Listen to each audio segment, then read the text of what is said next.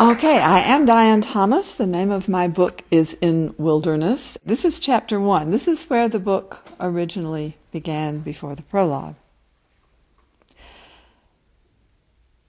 In advertising, she has learned, you live and die by the rule of 3.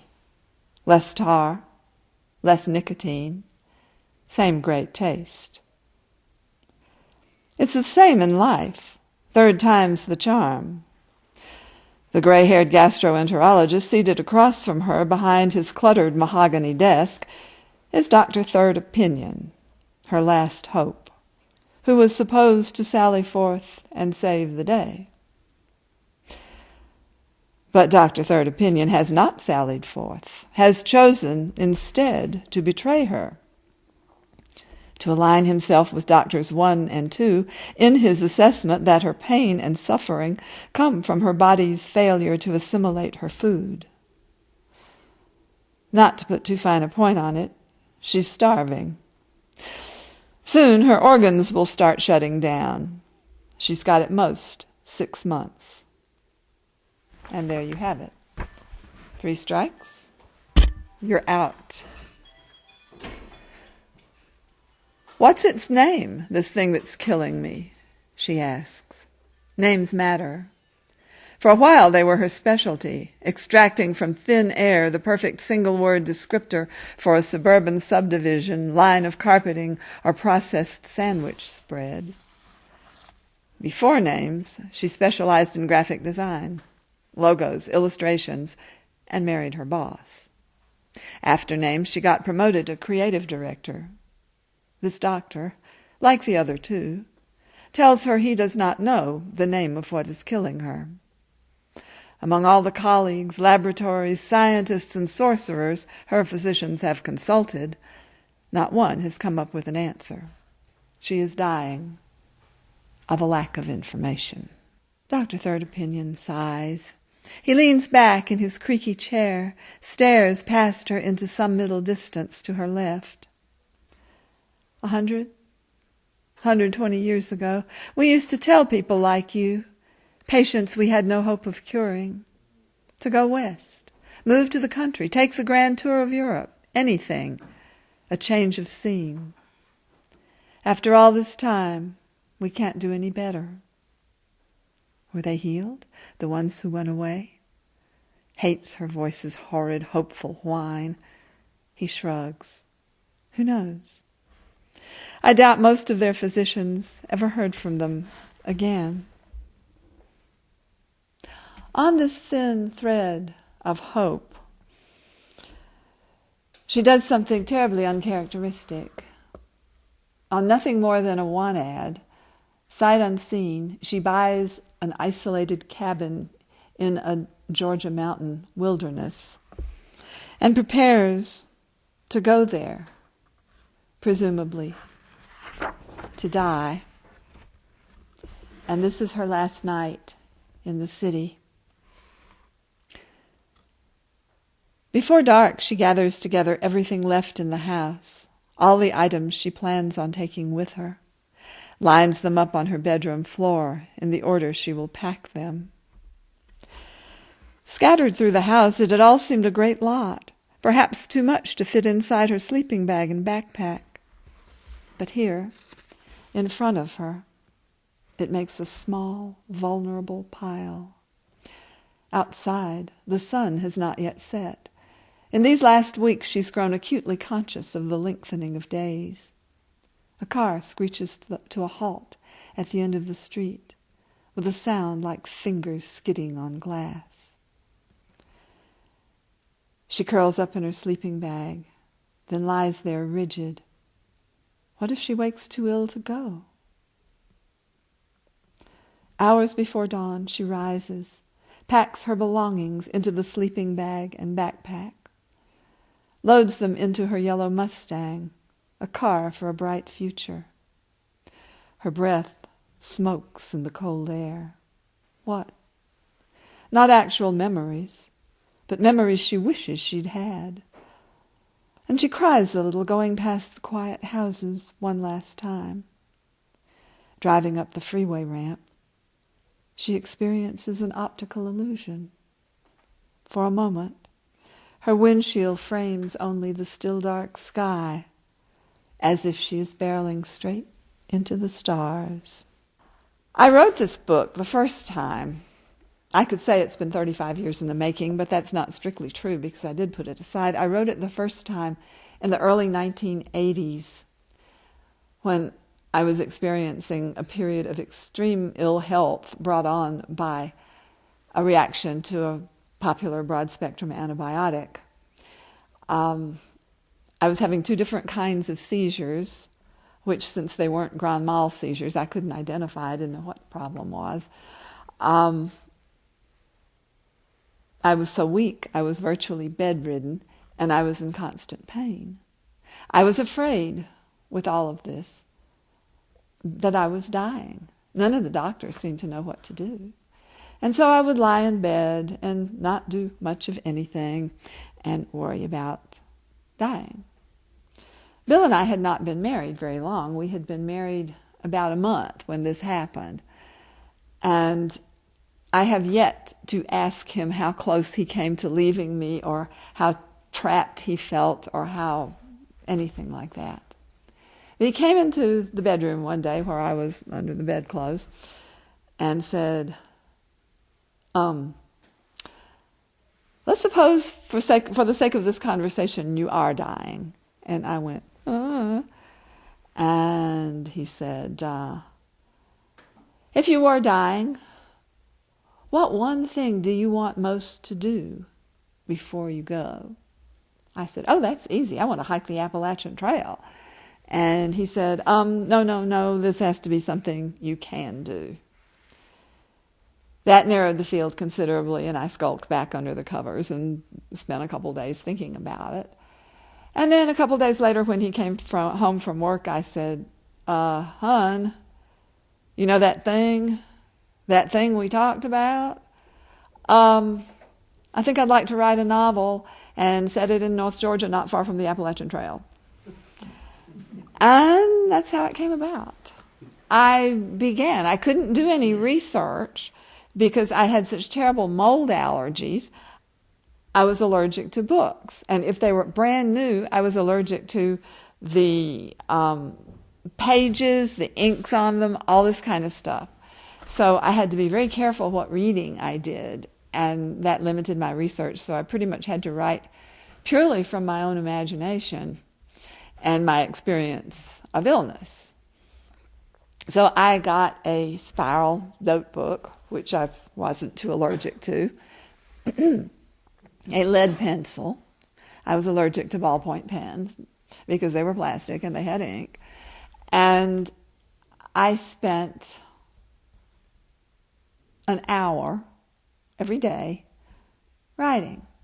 So I would like to read this guy that I came up with, being the opposite of the woman, and who's also pretty much the opposite of the male character who was there before. This is how he's introduced in the book. He is a former Vietnam reconnaissance sniper who suffers unknowingly, because it's 1966, from what today would be called PTSD, and he was dishonorably discharged from the service. The whole thing starts with a mistake.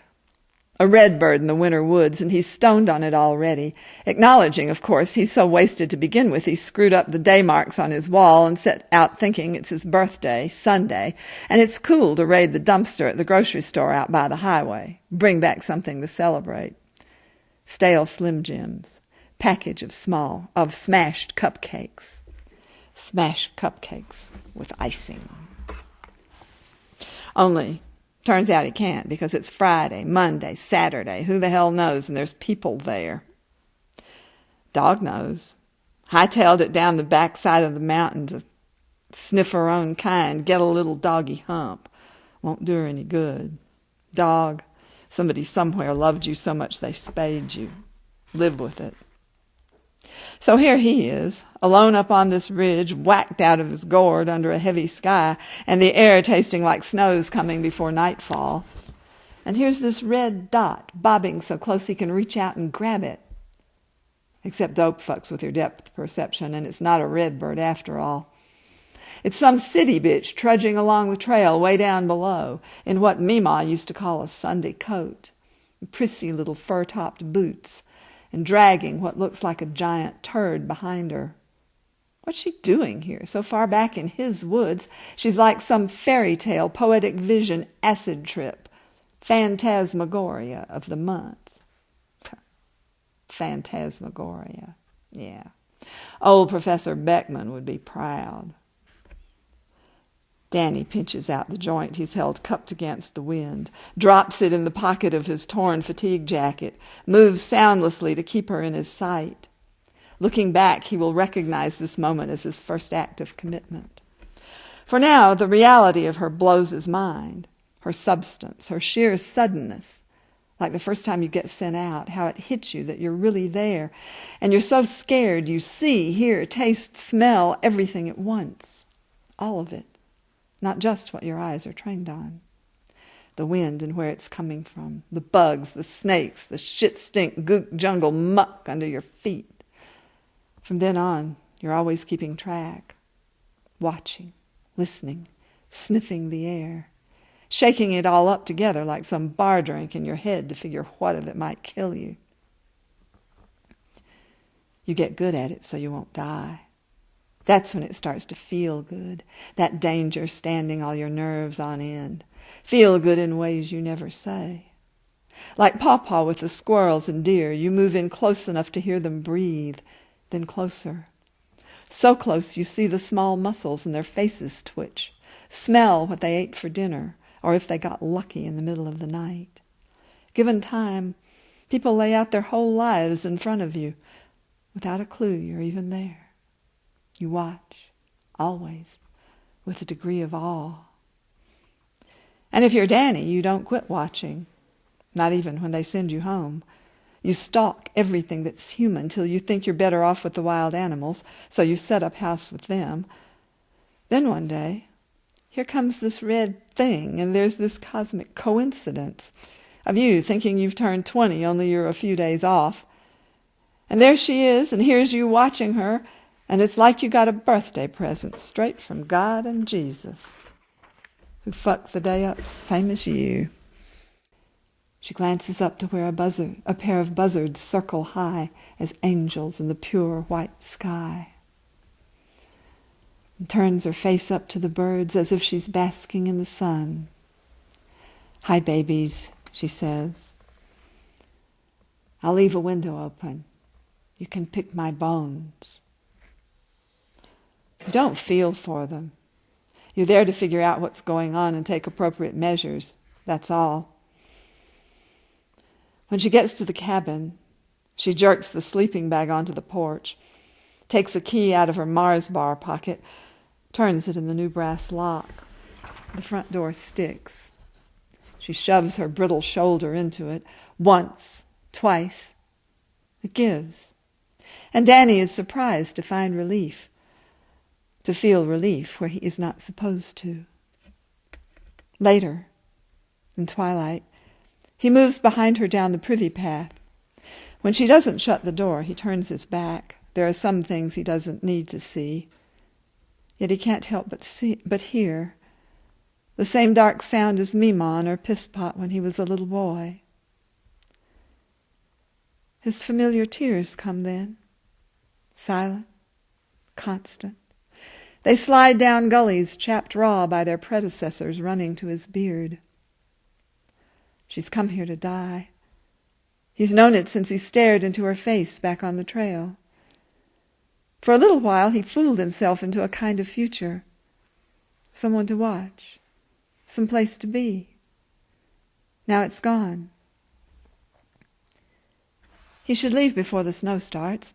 Should not scuttle toward the cabin, pick a corner she can't see from any window. Should not crouch there, sit and straddle it, nor stretch out his arms, embrace the two sides of the house, nor lay his cheek against its smooth, cold stones. Should not imagine her a foot away, sleeping where he used to sleep. There's a chink in the mortar, level with his face, where he can hear her breathe. He wishes he could suck it in, her breath so close like that. Presses his ear hard against the crumbling mortar. Hey, whore, dead lady, you want a lullaby? I'll sing you one inside my mind. Here goes. Hush-a-bye, don't you cry. Go to sleep, my little baby. Bees and butterflies are picking out your eyes. Oh, you poor, poor little baby. Those are all the words he can recall of what his Mima used to sing. He loops them round and round inside his head, while his fingers and his thighs grow numb gripping the stones, and a barred owl hoots from somewhere way back in the pines. Hush-a-bye, hush-a-bye. He hears the wind and his own breathing, and the dead lady's. Stays there a long time. Then something happens. Please, God, please! Oh, please don't let me die! Danny presses the side of his face hard against the wall, hangs on till her sobs die back, even their echoes, clings with his aching body until long after she is through, as if that in itself might keep the thing from happening. Not till the first frail snowflakes drift into his hair does he unbend himself from his stony embrace and move soundlessly back up the mountain in the dark. Thank you.